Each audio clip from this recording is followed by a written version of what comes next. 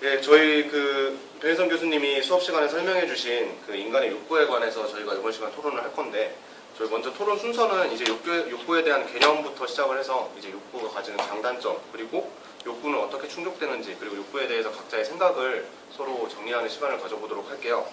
그래서 먼저 욕구의 그 개념에 대해서 제가 간단히 말씀을 드리면은, 욕구라는 그 단어 자체가 이제 인간이 뭔가 자기가 무슨 행동을 할 때 그 안에 있는 행동의 원인이 되는 게 욕구라고 하잖아요.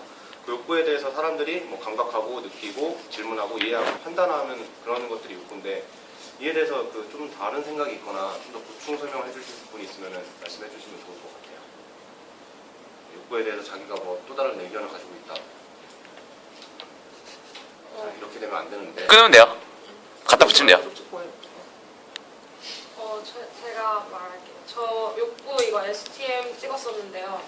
저는 STM 발표할 때 그 메슬로 욕구 이론에 대해서 설명하면서 욕구의 개념 이런 거에 대해 알아봤었는데, 욕구라는 게 그냥 단순히 다 1차원적인 똑같은 게 아니라 그 가치에 따라서 더 중요한 욕구가 있고 더 우리가 추구해야 될 욕구가 있다고 그렇게 배웠어요. 그래서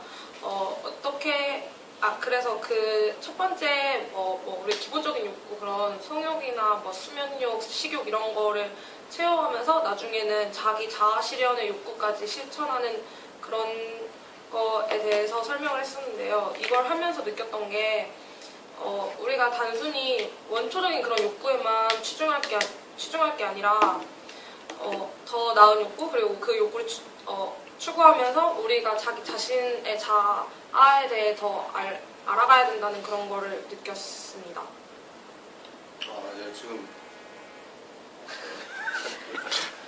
그 메슬로우의 아마 5단계 이론 맞죠? 네. 그 5단계 이론 얘기가 나왔는데, 이 5단계 이론에 대해서 좀 더 보충 설명해 주실 분 있으실까요? 혹시 아시는 분? 경영학과 분 없어요? 지은이가 경영학과 분. 그 메슬로우 이론은 일단 기본적으로 아까 말씀해 주신 것처럼 그 맨 처음에 인간의 기본적인 욕구, 그러니까 뭐 거주 욕구나 뭐 식욕 이런 것들이 먼저 충족이 돼야 상위 단계 욕구로 나아갈 수 있다는 이론인데, 이거에 대해서 혹시 뭐 반박하실 분 없어요? 반박거리가 되게 많은데. 그러면 기본적인 욕구가 먼저 충족이 된 다음에야 자아 실현 욕구가 생긴다는 말씀이신가요? 그러니까 메슬로우는 일단 기본적으로 그렇게 정의를 했어요. 밑에 욕구가 충족이 되어야 나중에 이제 자아 실현 욕구까지 충족이 가능하다는 그런 이론을 썼는데, 근데 저는 그거는 약간 개인의 차이라고 생각을 하는데, 예를 들어서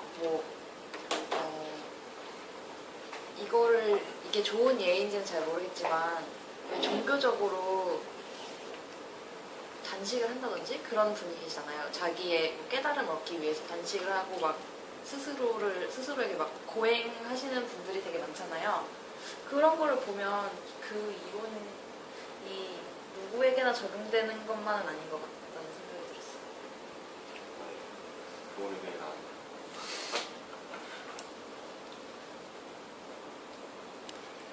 지금 이제 내가 눈을 마주치면 대답을 해야 되나? 뭐 그런 걸 해야 돼? 네, 지금 욕구의 개념에 대해서 좋은 얘기가 나오고 있는데, 이제 욕구라고 하는 단어는 사실 좀 부정적인 어감을 가지는 것도 없잖아 있잖아요. 이 점에 대해서 좀 어떻게 생각하세요? 욕구에라는 단어가 부정적인 면이 있죠. 아무래도 뭔가 그러니까 원초적인 본능이라고 해야 되나? 그냥 자기가 하고 싶은 대로 하는 약간 이런 느낌이 있는데, 그런 거에 대해서 저는 막 그렇다고 나쁘다고 생각하진 않거든요. 왜냐면 어차피 한 번 사는 인생인데 하고 싶은 거 하면서 살아야죠. 뭐 남들 눈치 보면서 뭐 남들이 그걸 되게 안 좋은 시선으로 본다고 자기가 진짜 하고 싶은 그런 걸 억누르거나 그럴 필요는 없다고 생각해요. 근데 저 말에는 엄청 좀 허점 이런 게 많다고 생각하는데, 그게 우리가 하고 싶은 거를 다 하고 살 수만 없는 거잖아요. 막 예를 들어서 좀 막 사이코패스나 이런 나쁜 사람들은 사람을 죽이고 싶은 살인의 충동, 그 욕구가 있는 건데, 그렇다고 해서 자기 욕구를 실천하고 살고자 그렇게 막 아무나 죽여도 되고 이런 건 아니잖아요. 그래서 교수님이 수업 시간에 얘기했을 때도 나쁜 욕구는 억제할 줄 알아야 된다 그랬고, 선한 욕구, 그러니까 우리 사회에 뭐 긍정적으로 기여할 수 있는 그런 욕구를 중심으로 해서 실천을 해야 더 건강한 사회 그런 게 될 수 있다고 말씀하셨으니까 우리도 그거를 간과해서는 안 될 것 같아요. 네, 제가 거기서 빠뜨린 게 있는데 제가 무조건적으로 막 이렇게 자기 하고 싶은 대로 하자 이게 아니라 남들에게 피해를 안 주는 선 하에서 자기가 하고 싶은 걸 할 수 있는 그런 거를 하자고 저는 그렇게 말했어야 됐는데 되게 많이 생략이 돼서 오해 소지가 있었네요. 또 제가 한번 하자면 욕구랑 관련해서는 우리 사회에서는 아무래도 욕구에 대한 충족보다는 욕구에 대한 절제가 더 강조되는 면이 있는 것 같아요.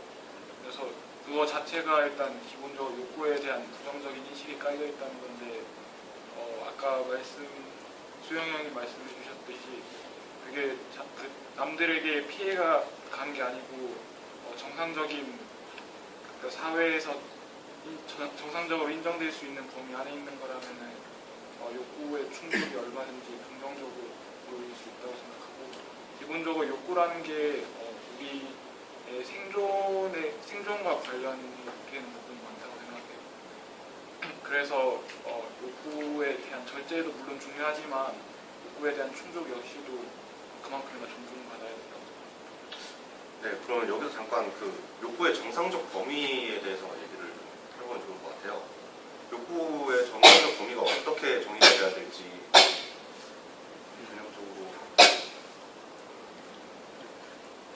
저는 그 욕구가 그러니까 인정될 수 있는 욕구에 대해서 말씀하신 것 같은데, 저는 일단 그 방금 전에 말하신 욕구가 뭐 부정적이냐에 대해서 욕구 자체는 절대적으로 부정적일 수 없다고 생각해요. 인간이 사는 것 자체가 모든 행동 하나하나가 욕구에 의해서 움직이는 게 있잖아요. 예를 들어서 하기 싫은 걸 억지로 하는 것 자체도 남에게 잘 보이고 싶은 그 사회적인 욕구 이런 게 다 작용해서 하는 거인 만큼 모든 인간의 행동이 다 욕구에 의해서 적용된다고 보는데, 하지만 그 욕구를 실현했을 때에 따르는 그러한 부정적인 요소가 있는 것 뿐이라고 생각하는데, 그래서 이제 욕구가 이제 수용될 수 있는 범위를 생각하자면 아까 그 수영이 형이 말씀하신 것처럼 이렇게 남에게 피해를 안 준다라고 쉽게 그렇게 간단하게 얘기할 수 있긴 한데, 좀 더 좀 자세하게 이제 얘기하자면 항상 모든 행위에 대해서 양면성이 있잖아요. 그래서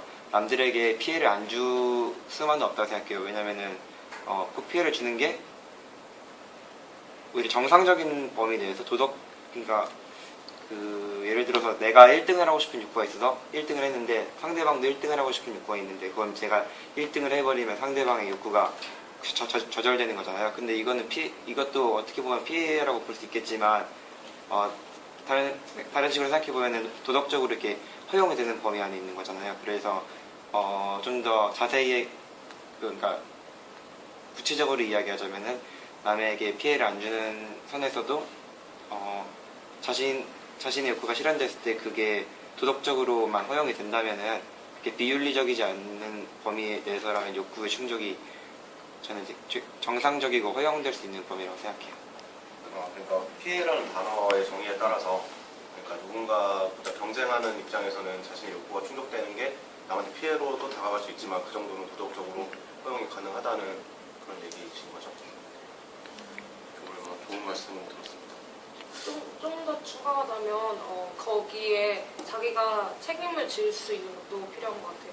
자기 자신이 책임지지 못하는데 그냥 단순히 도덕적이라고 맹목적으로 쫓다가 자기가 힘들어진다면은 그거는 제대로 된 욕구 실현이 아니잖아요. 그래서 이에 대한 예시는 지금 딱 떠오르진 않는데 그래도 책임감 또한 중요한 것 같아요. 욕구를 실현하는 데 있어서. 그런 입장에서 보면은 그 기본적인 욕구 자체는 부정적인 게 맞는 거 아닐까 싶은데, 그러니까 욕구에 따른 책임을 질 수 있다는 전제하에 욕구 충족을 하는 게 올바르다고 생각하는 입장이잖아요. 그러면은 그 책임이나 그러니까 책임이라는 거를 떠나서 생각하면 하면은 욕구는 언제든지 사람들에게 피해를 줄 수 있는 거고 또 원초적인 그런 욕구, 뭐 성욕, 식욕, 또 뭐 있지? 뭐 수면욕 그런 게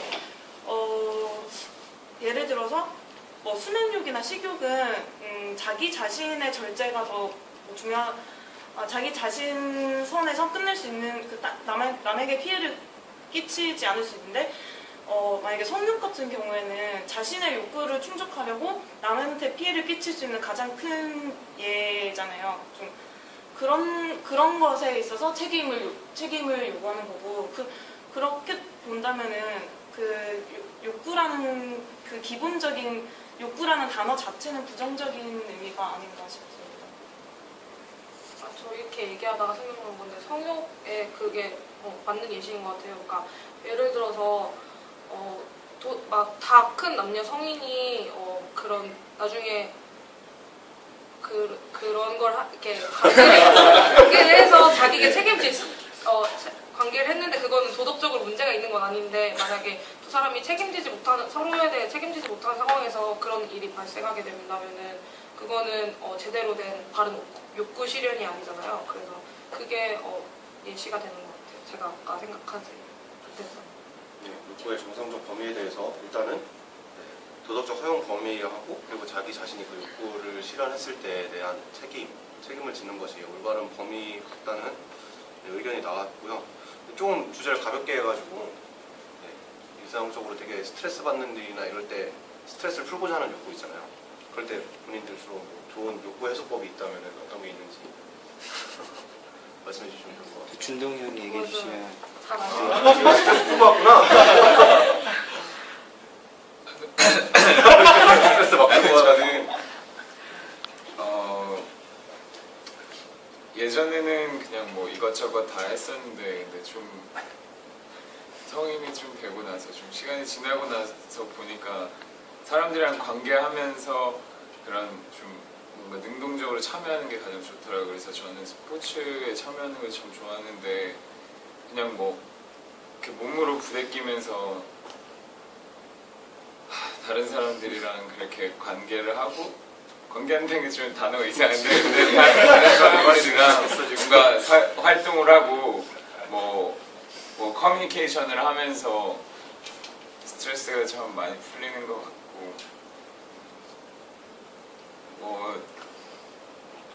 네. 근데 뭐 자꾸 근데 갈수록 스트레스 해소하는 게 참 단순해지는 것 같아요. 그냥 옛날엔 이것저것 다 많이 해보려고 했었는데 요즘에는 그냥 좋아하는 거 하나만 해도 많이 풀리고.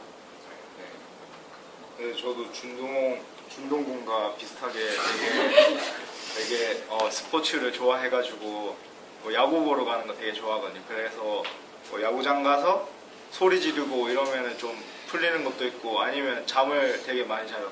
그냥 시험 공부하고 이러면 잠을 되게 못 자잖아요. 그러면 딱 시험 끝나면 침대에 누워서 다음날 일어나 보면 막 다음날 저녁일 때도 있고 이래서 그런 거 하면 되게 잘 풀리더라고요. 근데 의외로 막 대학생들이 스트레스 푸는 방법으로 술을 많이 마시잖아요. 근데 좀 약간 그런 거는 당장은 좋은데 다음날 돼서 약간 허무함이 느껴지더라고요. 막 술 마실 때는 엄청 기분이 좋긴 한데 다음날 일어나면은 밀려오는 숙취와 그 어제 썼던 돈들에 대한 후회와 그냥 그런 게 되게 많아가지고 그게 욕구를 해소하는데도 좀 자기가 이것저것 해보면서 자기한테 맞거나 그런 거를 찾아 나가야 될 것 같아요.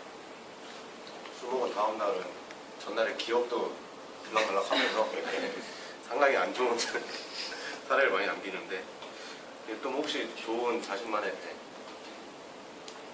저 개인 같은 경우에는 예전 같으면 좀 먹는 식으로 스트레스를 많이 푼다거나 여기 보고 하셔도 되는데 왜 자꾸 네. 카메라를 보시나 모르겠어요. 아니면 친구들이랑 이제 같이 게임을 하면서 많이 푸는 형식이었거든요. 근데 최근에는 이제 좀 최대한 이제 자제를 하는 편이다 보니까 뭐 자기의 스트레스를 받는 걸 보통 속으로 좀 삭히는 버릇이 있어가지고 그래서 좀 많이 좀 많이 힘들었었는데 이게 속으로 삭히다 보니까 많이 썩잖아요 속으로. 그래서 이게 최근에 이제 동아리라든지 아니면 다른 사람들이랑 만나면서 이제 얘기해가면서 푸는 게 제가 이제 스트레스를 푸는 가장 좋은 방법인 것 같아요. 저 장모이가 말해서 생각난 건데 저도 이렇게 뭐 스트레스 받거나 그럴 때 속으로 삭히려는 의도는 아닌데 그냥 잠을 잔다거나 되게 그런 식으로 누군가랑 상호작용을 통해서 푸는 게 아니라 그냥 혼자 이렇게 푸는 타입이었는데 그러고 나니까 장모이가 말했던 것처럼 이렇게 완전한 해소가 잘 안 되더라고요.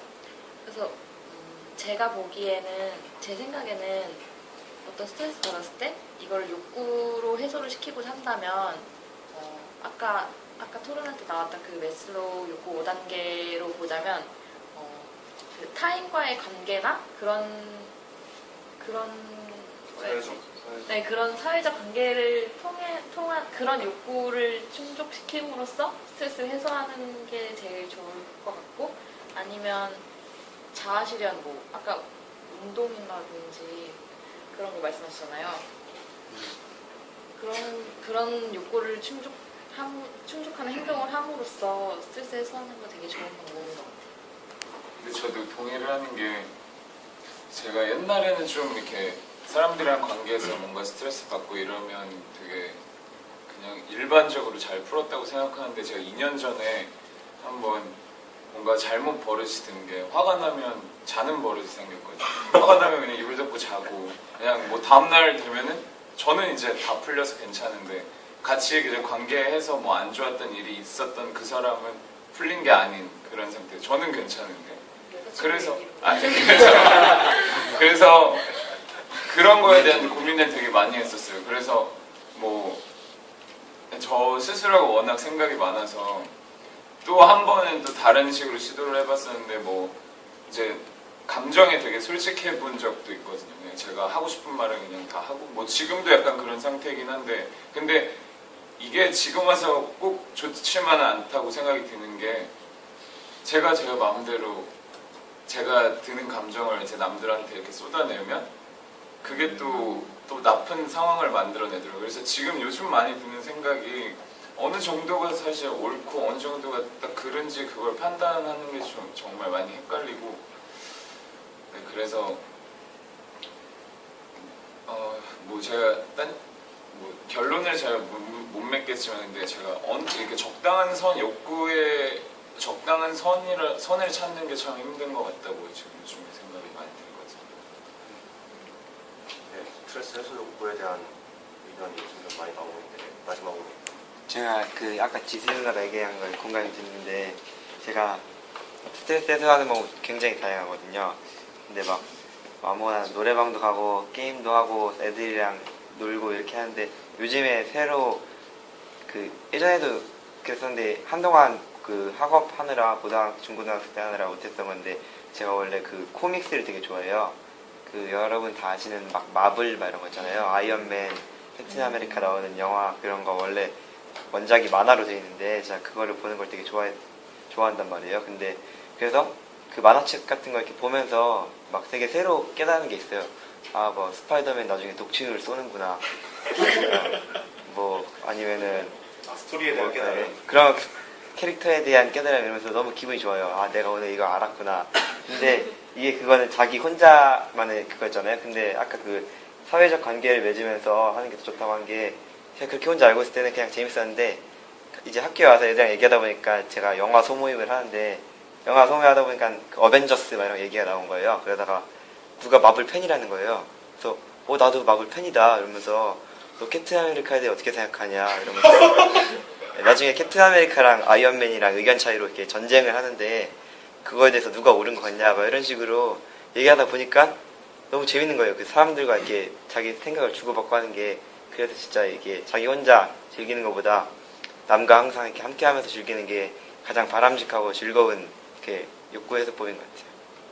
네, 스트레스 해소에 대한 욕구 해소법을 다양하게 알려주셨는데, 저희가 지금 토론이 잘 많이 진행이 된 것 같아요. 처음에 이제 욕구의 개념에 대해서 메슬로우 단계 이론을 통해서 제시가 설명을 해서 시작을 해주고, 그 다음에 이제 욕구의 좋은 점, 그리고 욕구를 어디까지를 정당한 욕구 해소로 봐야 되는가, 이렇게 해서 정리를 해갖고 네, 마지막으로 스트레스 해소에 대한 욕구를 푸는 그런 예시, 일상적인 예시를 들면서 네, 토론을 했던 것 같습니다. 뭐 마지막으로 좀 추가 의견 해주실 분 있나요?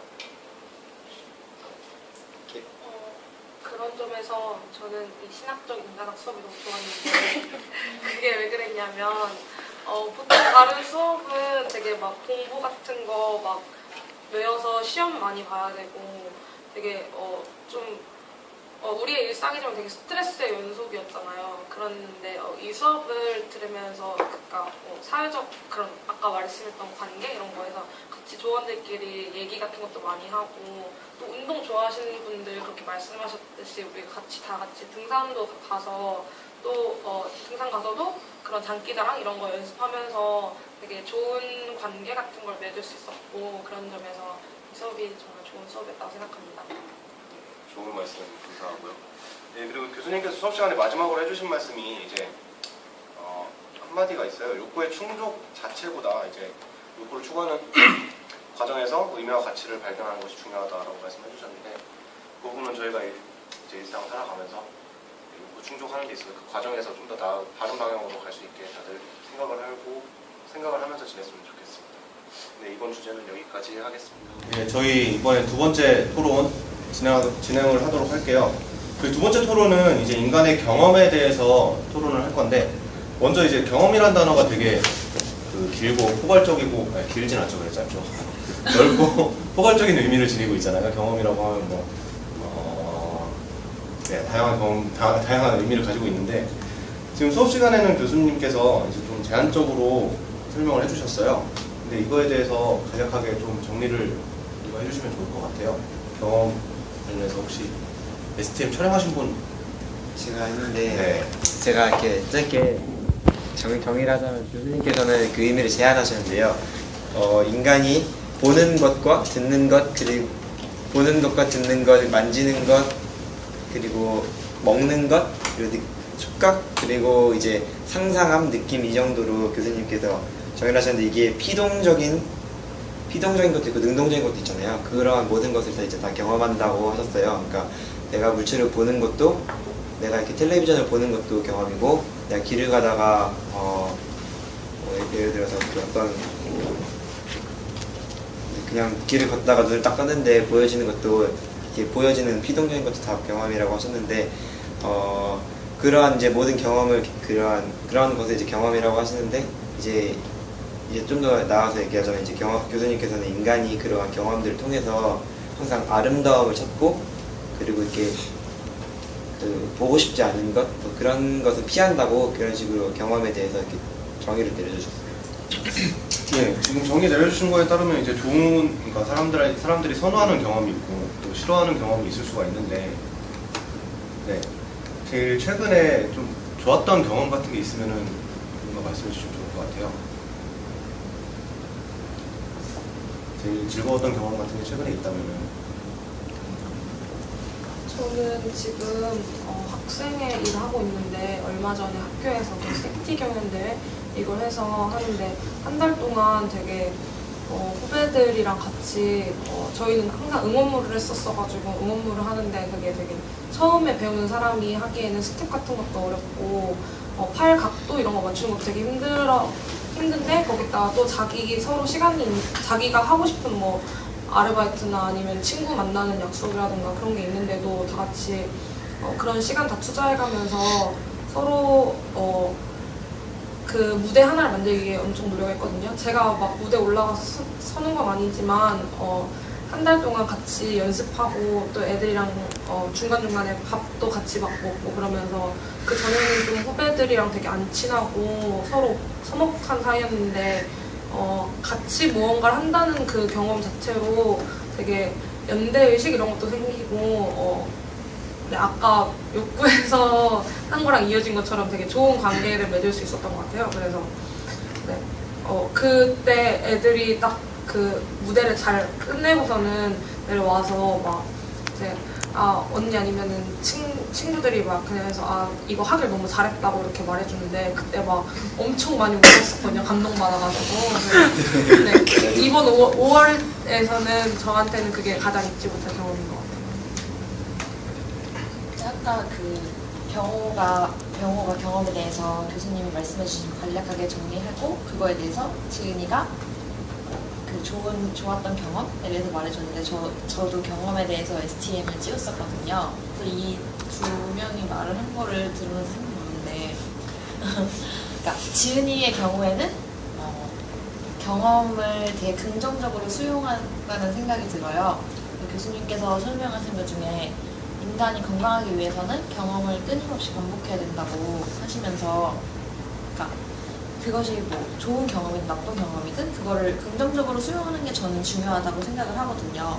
근데 지은이나 아니면 지은의 섹션 그 후배들 같은 경우에는 되게 힘들었던 때도 있었고 그랬는데 결국엔 어쨌든 간에 다들 서로 막 울고 그랬다고 했잖아요. 그러니까 되게 긍정적인 수용을 한 것 같아서 교수님이 강의해주신 게 갑자기 생각났어요. 긍정적으로 수용하는 게 되게 중요한 것 같아요. 그 경험 자체가 좋은 경험이든 나쁜 경험이든 그걸 떠나는 거예요.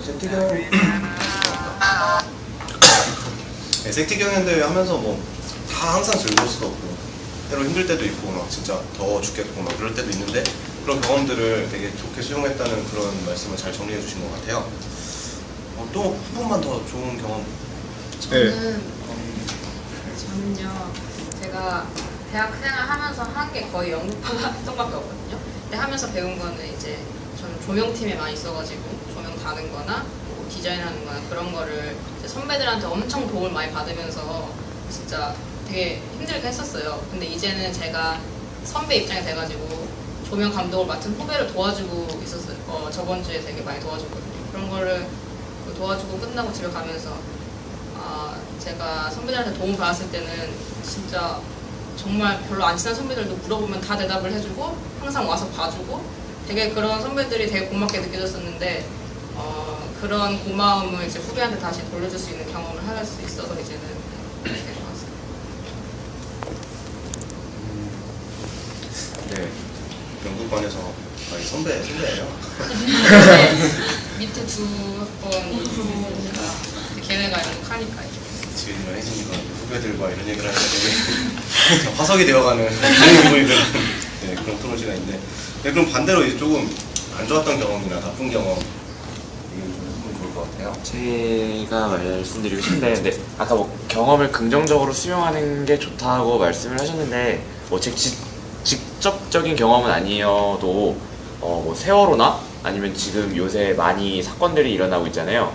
근데 이런 사건들이 계속 반복되고 이렇게 저희가 반복적으로 직간접적으로 경험을 하고 있는데 그런 것들이 저희가 경험을 하면서도 저희가 내 직접적인 일이 아니니까 그렇게 주체적으로 나서지도 않고 그러기 때문에 또 그런 일들이 계속 반복된다고 생각하거든요. 근데 이런 거를 긍정적으로 수용을 할 수 있는지는 저는 조금 의문이 가고 그리고 이번에 또 그냥 건너 아시는 분이 조금 안 좋은 일을 당하셨는데 그런 거에 있어서 그러니까 제가 조금 직접적으로 그런 거를 조금 겪다 보니까 그런 경험들에 대해서 그런 경험들을 했다고 제가 뭘 할 수 있는 건 아니잖아요, 주체적으로. 그러니까 이런 거에 있어서는 조금 경험을 주체적으로 하는 데에도 한계가 있고 긍정적으로 받아들이는 데도 한계가 있지 않나라는 생각이 들거든요. 제가 말한 그 경험을 긍정적으로 받아들인다는 거의 의미는 그러니까 이 경험이 좋은 경험이어서 이런 것도 있지만 만약에 그런 세월호 사건처럼 자기와 직접적인 연관이 없는 경험에다가 되게 그런 안 좋은 일이었잖아요. 그런 경험을 긍정적으로 받아들인다는 거는 어떻게 보면 그 경험을 통해서 지금 우리 국민들 사이에서는 뭔가 어떤 그런 의식의 변화라든지 그런 게 생겼잖아요.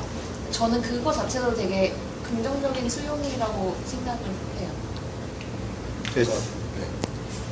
네, 저도 그 지수랑 비슷하게 생각하는데 이게 안 좋은 거라고 꼭 안 좋고 뭐 그런 게 아니라 그걸 타산지석 삼아서 앞으로 잘 해내간다면 되게 좋은 결과가 있다고 생각하거든요. 박근혜 대통령이 그거 대국민 담화문 할 때도 말씀하셨듯이, 그러니까 이번에 되게 세월호 참사로 많은 분들이 희생을 당하셨는데 그분들의 희생을 잊지 않고 우리가 앞으로 더 나은 환경을 만들어가고 더 나은 시스템을 구축한다 해서 앞으로 그런 사고가 재발하지 않게 그런 시스템을 구축한다면 그게 좋다고 말하기는 그렇지만 되게 앞으로 우리에게 있어서 큰 도움이 되는 간접 경험이라고 생각을 합니다. 지금 이 주제에 대해서 긍정적이라는 단어가 좀 더 이제 정의가 좀 잘 돼야 될 것 같아요. 긍정적이라는 게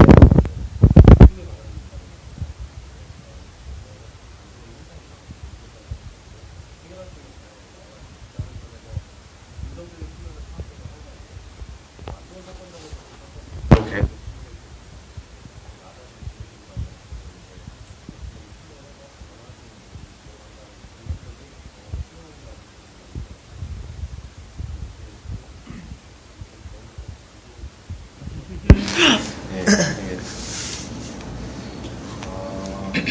좀 더 일상적인 부분에서 나쁜 경험이 있다면 어떤 게 있을까요?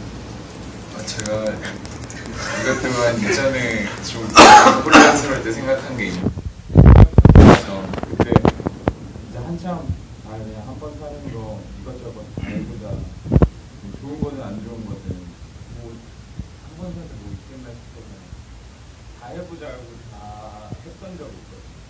근데 사실 그때 들었던 생각이 경험을 하면서 했던 생각이 저희가 일상생활을 하면서 경험을 할 수 있는 게 참 많은데 굳이 이런 좋지 않은 일반적으로 봤을 때 좋지 않은 경험을 함으로써 제가 뭐 이렇게 행복하지 않고 이런 걸 많이 느꼈어요. 그 이후로는 제가 좀 경험 같은 것도 많이 가져서 하려고 하고 똑같은 걸 가지고 싶은 거 그런 속에 좀 보려고 하고 될 수 있으면은 좋은 것만 보려고 하고 있는데 그런 면에서 아까 그 다른 분들이 말씀하신 것처럼 뭔가 그런 뭐 나쁜 그런 상황들도 되게 긍정적으로 받아들여야 된다. 근데 제가 했던 그런 생각이나 이런 생각의 변화들도 그런 거 같아요. 나쁜 것들을 경험함으로써 그걸 이제 앞으로는 가려서 저한테 많이 좋은 걸 경험이라는 게 아까 맨 처음에 설명했듯이 내가 보는 것도 있고 보여지는 게 있잖아요. 근데 저는 가장 슬픈 경험이 주변 사람이 죽는 거? 정말 극단적으로 생각하면 그런 건데 그거는 내가 어떻게 할 수 없는 경험이잖아요.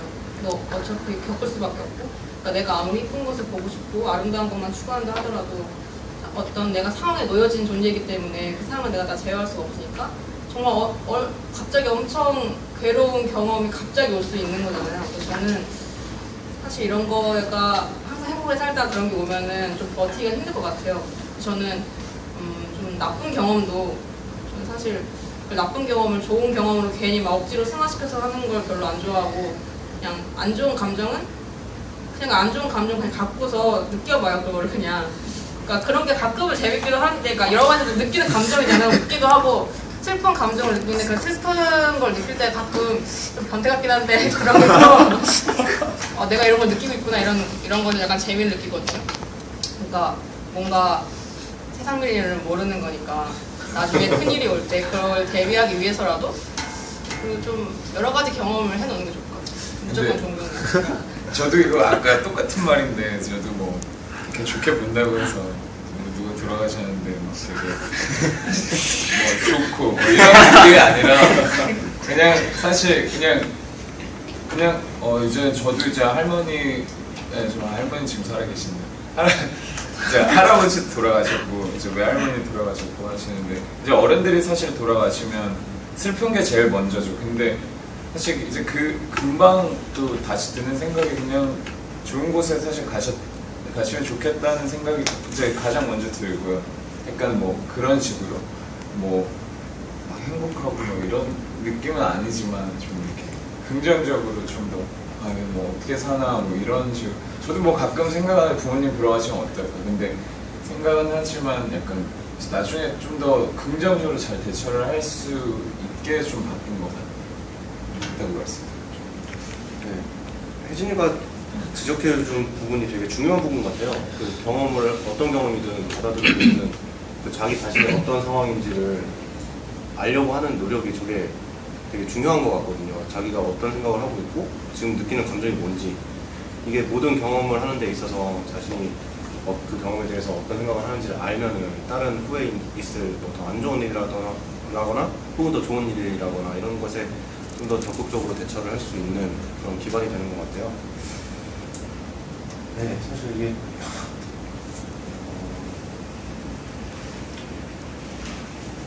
아까 언니가 한 말에 좀 추가적으로 설명하자면 저는 아까 오빠가 준동 오빠가 하신 말씀에 좀 반대하는 게 사람이 항상 그 경험을 대비하고 하는 게 아니잖아요. 정말 갑작스럽게 상상치도 못한 나쁜 일이 우리한테 다가올 수 있는 거고 근데 그때를 마냥 긍정적으로 수용하기는 어려운 것 같아요. 그러니까 그냥 전 또 되게 안 좋은 일을 겪어본 적이 있었는데 그냥 그때 너무 힘들었었거든요. 근데 너무 힘든데 거기에서 막 그냥 애써 막 웃고 있고 그랬는데 그때 막 사람들이 오히려 그게 더 안쓰러워 보인다고 엄청 많이 얘기했었거든요. 그래가지고 그런 거 생각하면은 차라리 힘들 때는 그냥 그러니까 그게 나쁘다는 게 아니라 힘들 때면은 그냥 자기가 나 힘들다 이렇게 인정하고 그거에서 회복할 줄 회복이라는 말도 어떻게 보면 되게 사치스러운 말일 수도 있는데 좀 그 힘든 거를 그냥 인정하고 그 다음에 덜 힘들려고 노력하다 보면 어느 순간에는 자기가 다시 일상 이런 걸로 돌아오는 것 같거든요. 그래서 네, 그래서 저는 언니가 아까 혜진 언니 아까 말씀하신 그 힘들 때는 그 자기 기분을 생각하면서 네, 자기 자신을 돌아보는 그런 게 항상 중요하다고 생각을 해요. 추가적인 개념으로 저런 게 어떻게 보면 타자화일 수 있죠. 자기 자신을 이제 3인칭으로 보면 저런 거 자기가 잘 보이고. 네, 그래서 지금 경험에 대해서 나쁜 경험, 좋은 경험으로 나눠서 얘기를 해봤고 조금 이제 가벼운 주제로 살짝 돌아가가지고 저희 다 북한산 올라갔다 왔잖아요. 북한산이 이제 저한테는 일종의 도전이었습니다. 근데 그 북한산에 갔다 온 그런 짤막한 경험에 대해서 좀 결부지어서 얘기해 주시면 좋을 것 같은데. 저는 원래 산을 좀 좋아해서 친구들이랑 산도 많이 다니고 그랬었는데 처음에 산 준비를 할 때 북한산이 험하다는 것도 가봐서 알고 있어서 조금 걱정을 했는데 저희 여성 성우들이 정말 진짜 대박 잘 타서 진짜 오히려 형들이 더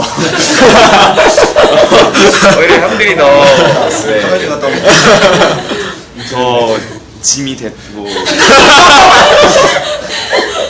이제 우리 주신적으로 진짜 너무 산을 잘 타줘서 이제 너무 고마웠어요.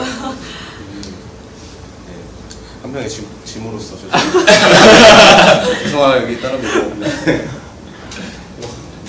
네, 저도 되게 좋았던 게 사실 그 전에 막 이렇게 조모임을 하면서 제가 나름 조장이어서 막 이렇게 뭐 그렇게 말주변이 뛰어난 건 아니지만 그래도 나름 해보려고 했는데 아무래도 좀 그런 팔로 부대끼는 뭔가 그런 게 없으니까 아무래도 되게 다른 분들 어떻게 생각할지 모르겠는데 제 느낌은 되게 어색했어요. 근데 그때 이렇게 산을 가면서 이런저런 얘기도 하고 뭐 비빔밥도 만들고 그 춤도 추고 이러다 보니까 되게 많이 가까워진 것 같아서 저는 안 추고 추는 걸 봤죠. 그래서 되게 저한테 되게 좋은 기억이었던 것 같아요. 네, 마지막으로 우리 등산의 다코스 에이스 아닌가요? 에이스 성룡? 마스터리.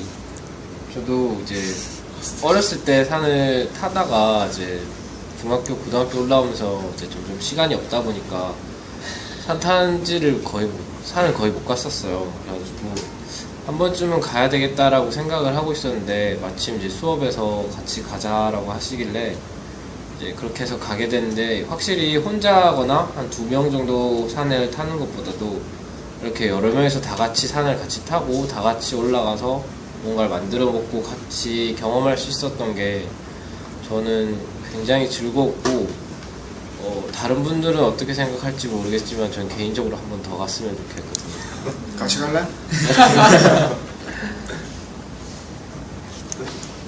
네, 저희 등산한 경험을 다들 잘 말씀해 주셔서 다시 한번 짐으로써 죄송하고요. 다시 가자면 언제나 가겠죠.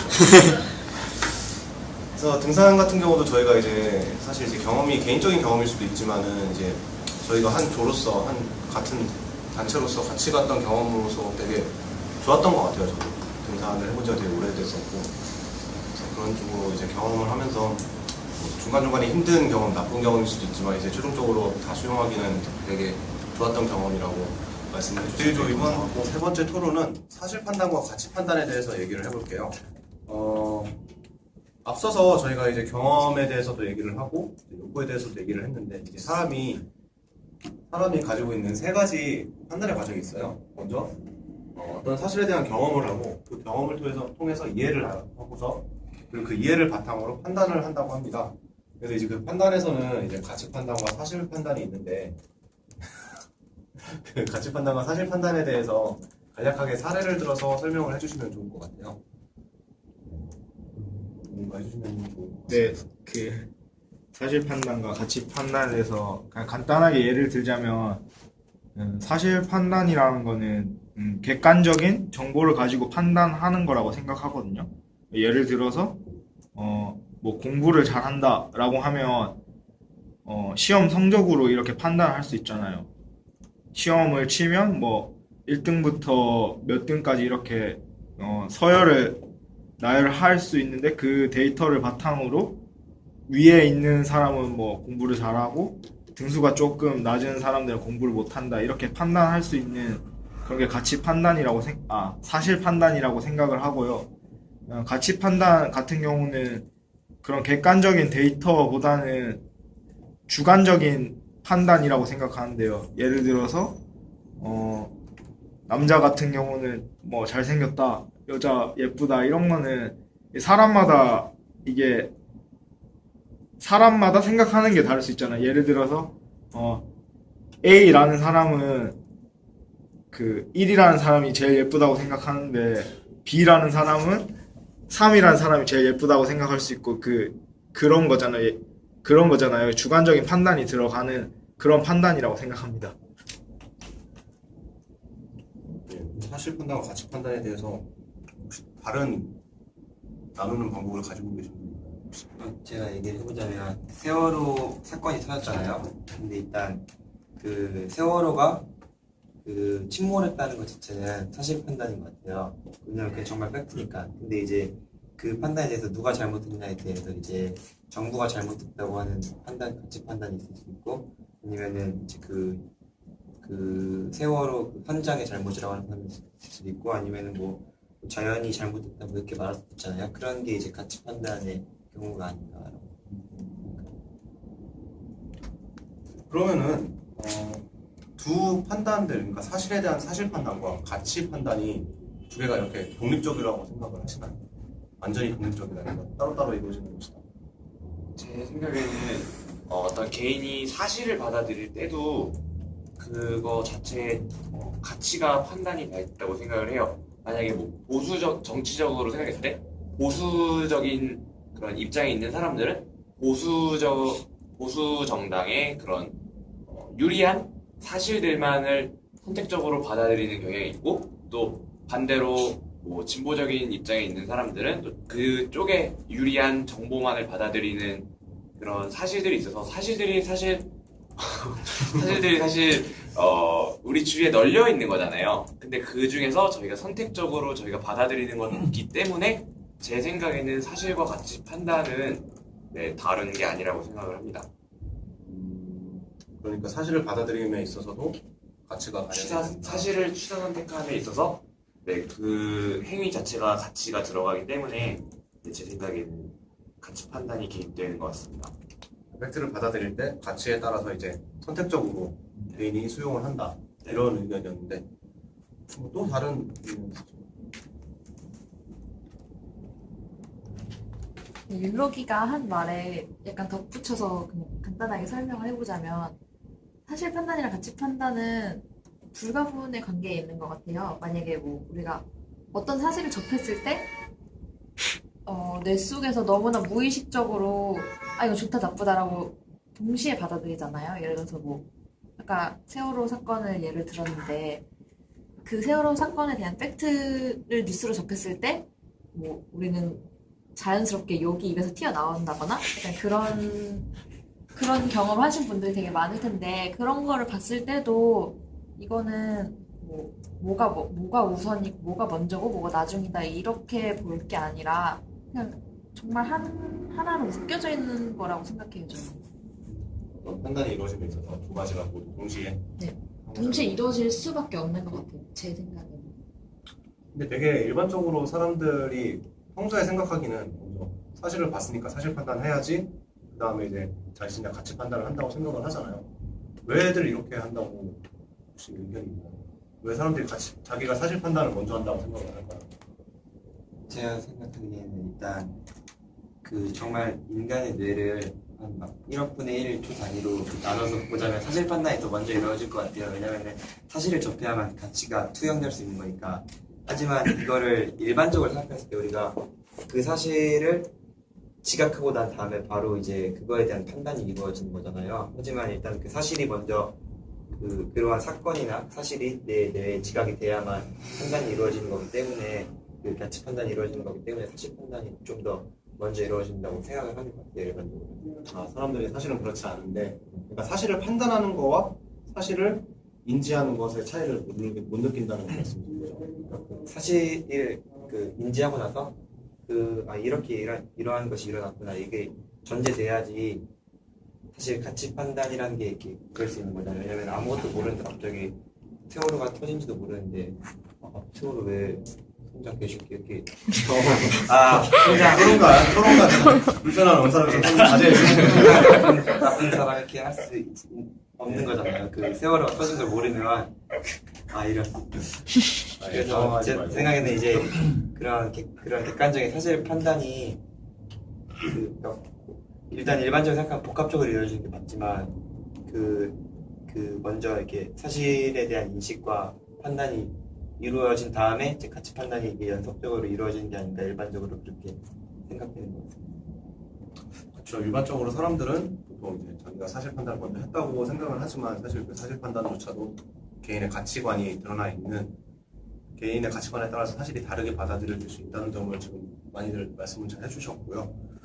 그럼 이제 개인의 이제 가치 판단에 대해서 좀 더 얘기를 해볼게요.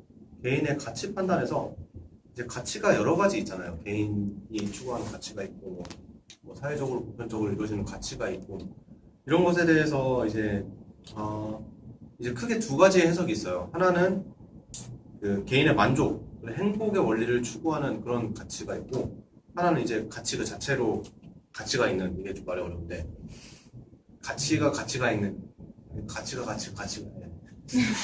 보편적 가치라는 개념이 있어요. 그러니까 그 가치 자체로 충분히 추구해야 될 만한 어떤 걸 위함이 아니라, 그러니까 예를 들어서 이 예를 좀 누가 들어주시면 좋을 것 같은데 잘 분리가 되신다면 그러니까 일반적으로 우리가 추구하는 행복에 대한 가치하고 그냥 그 가치로서 의미가 있는 보편적 가치에 대해서 말씀을 주시면 좋을 것 같습니다. 아까 전에 앞에서 욕구에 대해서 얘기했잖아요. 그거랑 약간 연관 지을 수 있을 것 같은데 보면 욕구도 이게 사회적으로 용납되는 욕구가 이렇게 개인이 추구하는 거에서 자기가 하고 싶은 욕구 중에서 사회적으로 용납이 되는 욕구가 있고 용납이 되지 않는 욕구가 있잖아요. 그거를 이렇게 갖다 대어서 보면 개인이 행복할 수 있는 가치라는 게 자기가 추구하고 싶은 욕구라고 볼 수 있겠고 그 사회적으로 가치가 있는 가치라는 게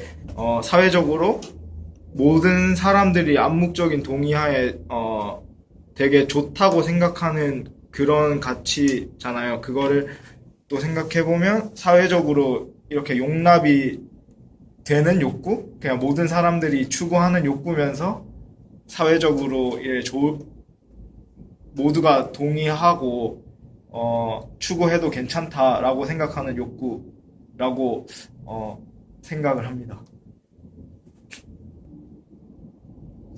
예를 들어서 좀 쉽게 설명해 주세요. 제가 예를 들고 싶은 거는 정확한 이제 뭐 사회에서 주로 일어나는 일은 아니고 예전에 영화로 나온 것 중에 누군가 어떤 빨간색 버튼을 줘요. 그리고 이 버튼을 누르면 당신은 10억을 받을 수 있지만 지구상에 어떠한 사람 한 명이 죽을 것이다 라는 얘기를 해줘요.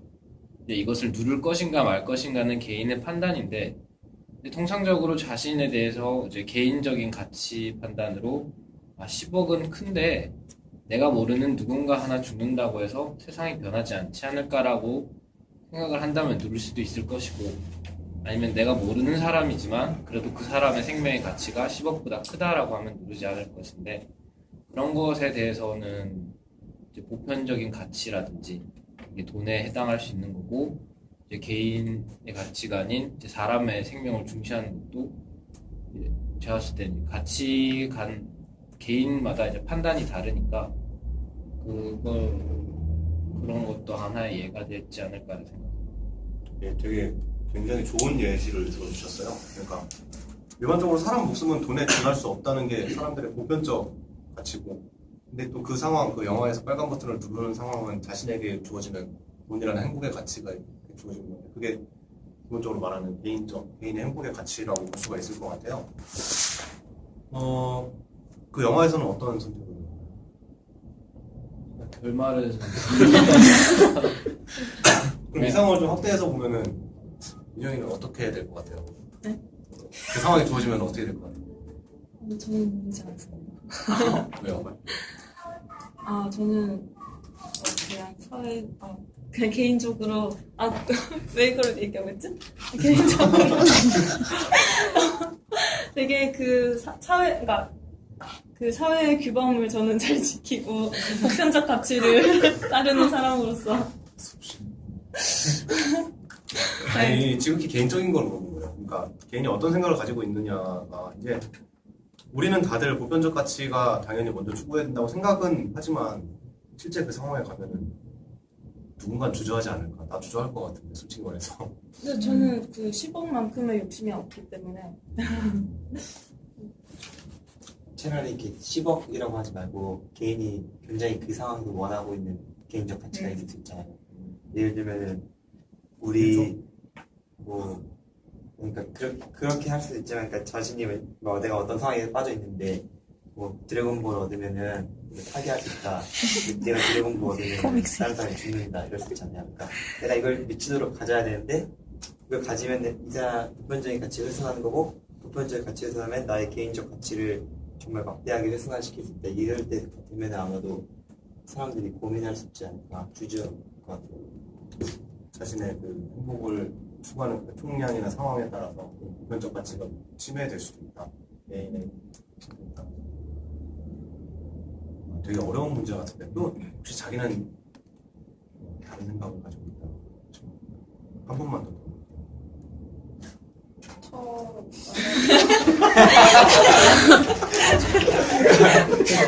갑자기 그 생각이 있어. 저도 만약에 10억이랑 했을 때는 고민 안 할 것 같은데, 누군가 목숨이랑 바꾼다고 생각하면은, 그러니까 제가 살리고 싶은 사람이 있고, 근데 제가 그걸 누르면은 다른 사람이 죽는다고 했을 때 그때는 엄청 고민할 것 같거든요. 그러니까 근데 어차피 산 사람은 살아야 되는 거고, 되게 그래서 보편적과 뭐 개인의 가치를 더 중요시할 수 있고, 개인이 그 순간 흔들릴 수 있지만 보편적 가치를 지향하지 않는 이상 그 사람은 이미 인간으로서 그 갖게 되는 인격적 그런 게 가치가 없어, 그 가치가 사라지게 되는 거잖아요. 보니까 네, 개인의 가치보다 보편적 가치를 더 중요시할 수 있어야 된다고. 저 꼭 하고 싶은 얘기가 하나 있는데 저희 어제 이제 저희 과에서 저희 과 동문 중에 한 분이신 구글에 지금 탑3라고 하시는데 프로젝트 매니저를 하고 있는 이예민 선배님이라고 계시는데 그분이 어제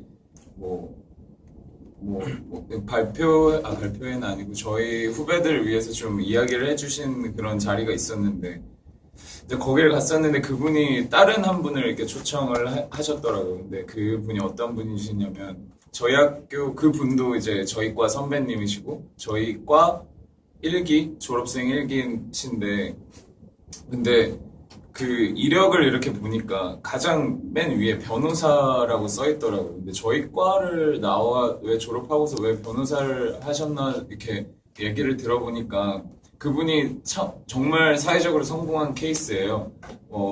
맥킨토시를 만드신 분 제가 지금 정확히 이름은 기억이 안 나는데 맥킨토시를 만드신 분이랑 같이 창업을 해서 알고 있는 분들도 계시겠지만 맥에 보면은 프레시라고 PPT 비슷한 그런 게 있는데 그거를 같이 창업을 하셨다고 하세요. 그래서 사회적으로나 경제적으로나 정말 이룰 건 다 이루셨는데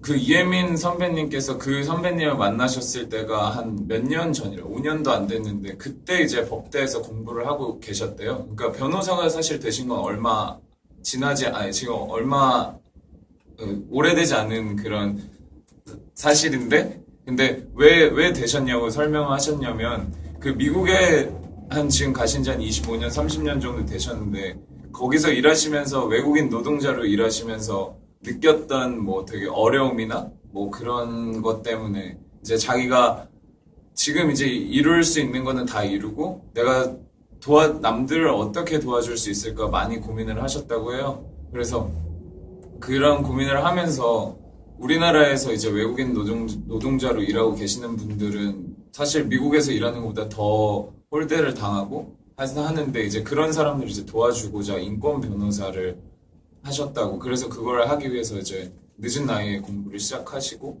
하셨다고 하시는데 사실 이런 사회적인 그런 가치를 위해서 사회적인 보편적 가치를 위해서 자기 자신의 개인적 그런 제가 봤을 때 개인적인 개인적인 가치를 그쪽에 더 둘 수도 있지만 그래도 일반적으로 봤을 때는 그런 보편적인 가치를 추구하신 거잖아요. 그래서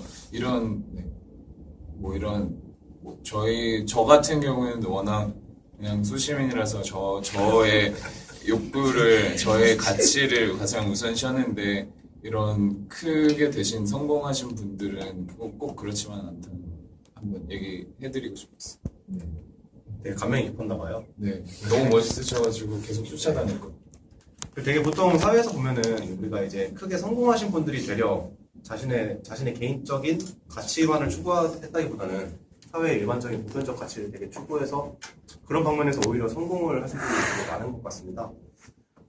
일반적으로 저희가 개인의 가치를 이렇게 추구해주는 그런 시스템이 물질반응주의, 자본주의, 개인 이기주의 같은 건데 이런 것들이 되려 사회에서 점점 서로 자기만 좋다고 하다 보니까 그게 서로 부딪히잖아요. 아까 우리 처음에 얘기했던 욕구 같은 거에서도 마찬가지고 그렇고 이제 개인한테 있어서 개인의 가치는 분명 중요하긴 한데 우리 사회에서는 사회 전체가 공유할 수 있는 보편적 가치가 분명 있다고 생각을 하고 그것을 일단 지켜나가는 게 가장 구성원으로서 해야 될 도리라고 생각을 합니다. 일단 오늘 좋은 말씀 나눠서 좋았고요. 저희 토론은 여기까지로 마치도록 하겠습니다. 감사합니다. 안녕하세요. 저는 신학적 인간학 4조 이지은이라고 합니다. 우리 신학적 인간학 한 학기 동안 다들 너무 수고 많으셨고 아니에요.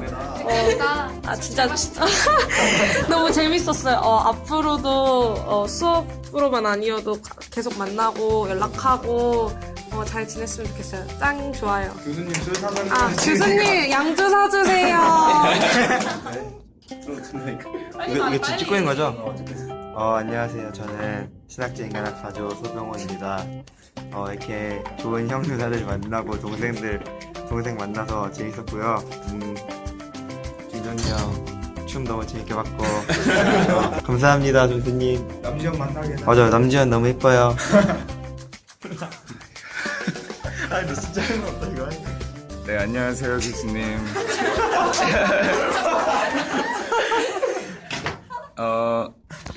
한 학기 동안 수업 들어서 너무 재밌었고, 춤도 열심히 췄고, 등산도 열심히 하고, 좋은 사람들도 많이 만나서 참 좋은 것 같아요. 네, 재수강이라서 참 아쉬운데 열심히 댓글 달고 하고 있고요.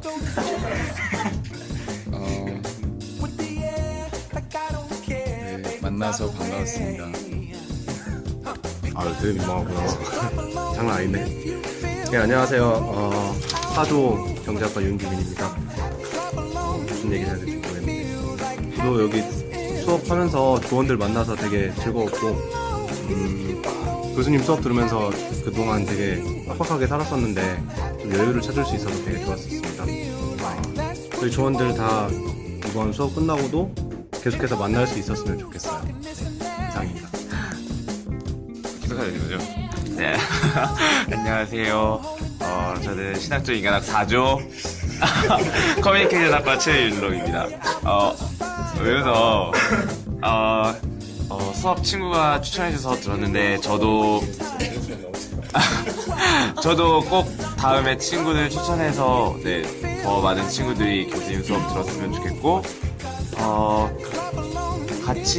같은 좋은 조원들 만나서 같이 놀기도 같이 많이 놀고 게임도 하고 게임하면 성격이 변하는 형도 하나 있지만 너무 재밌게 잘 수업 들어서 너무 좋았고 끝날 때까지 열심히 같이 또 만나서 또 뒤풀이도 꼭 같이 해서 더 친해지고 더 좋은 인간관계 쌓았으면 좋겠습니다. 감사합니다.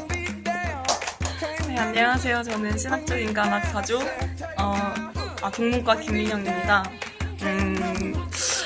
저는 교수님 수업 2번 듣는데 지금 아무래도 3학년 때랑 4학년 때랑 수업 듣는 느낌이 좀 달라서 개인적으로 좀 아쉽고 그래도 제가 기대했던 만큼 정말 알찬 수업이었고 좋은 사람들 많이 만날 수 있어서 정말 좋았습니다. 네, 앞으로도 그러니까 조원들도 계속 만날 수 있었으면 좋겠고 좋은 수업 만들어주셔서 감사합니다.